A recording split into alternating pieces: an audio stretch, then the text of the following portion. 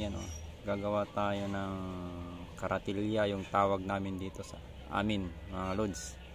So ayan, materials natin andyan na. Ayusin natin yung papalitan natin yung lahat mga kalapatids, mga kabonsay. Ayan, so tara, let's go.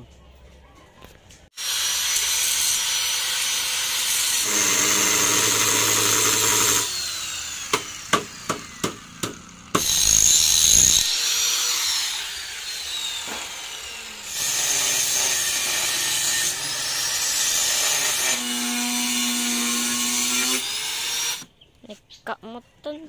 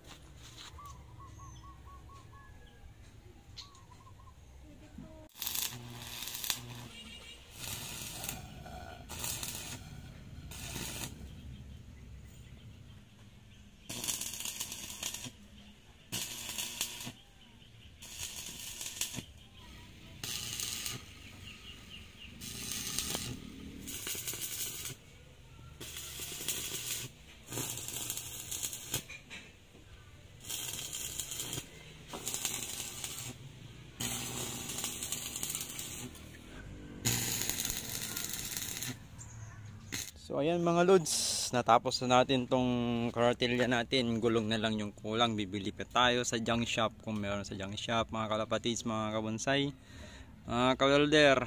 Ayan, kung nagustuhan nyo itong video na to mga lods, please like and share and subscribe. Yan na mga lods, yung gulong ng ating karatilya, pinabricate ko na lang, repair ko na lang yung dati mga kabonsay, mga kalapatids, kasi wala akong mabili. Tapos ang mahal-mahal pa. Ayun. So ang gagawin na lang natin, i-align na lang natin yung gulong, tsaka ilalagay natin yung bearing. Ayun.